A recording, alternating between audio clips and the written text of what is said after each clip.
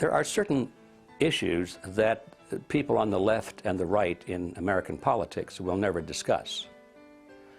And the reason they won't discuss them is because they agree mutually. The Democrats and the Republicans agree on something, so they don't want to talk about it in public debate because it reveals the fact that they're basically the same. They only talk about things on which they disagree. Turns out that the things on which they agree are the most important things.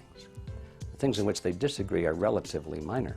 We need to understand that we have been artificially divided for far too long. The global elites have divided us into Democrat and Republican, left and right, conservative and liberal. They have divided us with hot-button issues like abortion and gay rights and gun control and prayer in schools. And by doing so, they have given us, the electorate, the illusion that we have a choice, when in reality, both the Republican and Democratic parties are owned by the same global elites. And on issues that matter to those global elites, they act as one. By the time you go to the polls and you put your pencil mark on the paper or punch the lever, whatever you do, the decisions are already made. The candidates have already been selected. And the work goes on there, is who selects the candidates that the people vote for?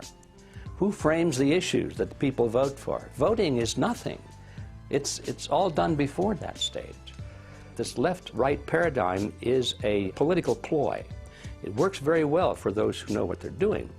We find that the Republican Party and the Democrat Party both are pretty much in the hands of a relatively small group of people with a membership of about 4,000. It's called the Council on Foreign Relations. These are the people that are really pulling the strings in both the Republican and the Democrat Party. We get a lot of advice from the council, so this will mean I won't have as far to go to be told what we should be doing and how we should think about the future.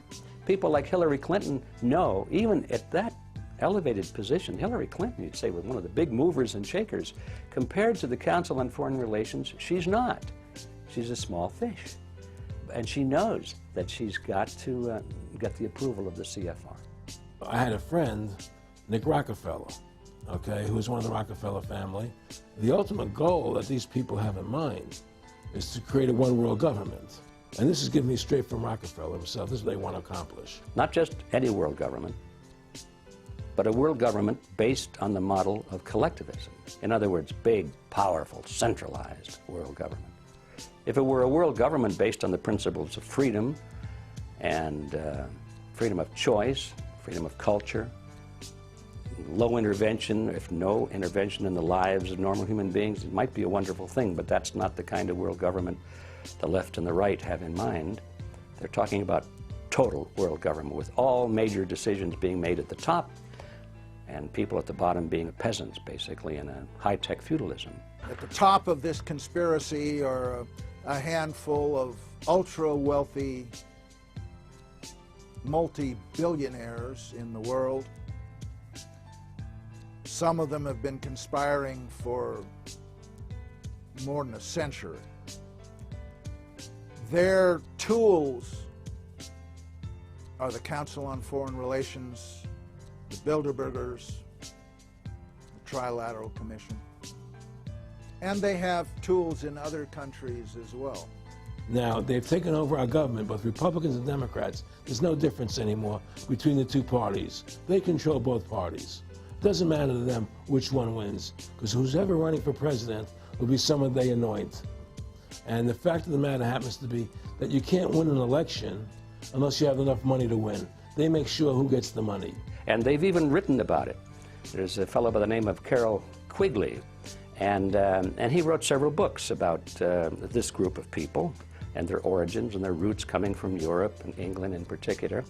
And he comes to a very interesting point in one of his books where he says, okay, this is the way the real world is. He said, how is it that we collectivists, we elitists, how can we rule the world when at the same time we want to let the average person think that they're living in a, quote, democracy. And he answers the question brilliantly. He said, it's very simple. You've got to have two major political parties, and they'll both have the same major goals, the same basic fundamental principles, and they'll argue with each other on the surface with slogans and leadership and style and all of that sort of thing. He said, but we will control them both. There's the strategy.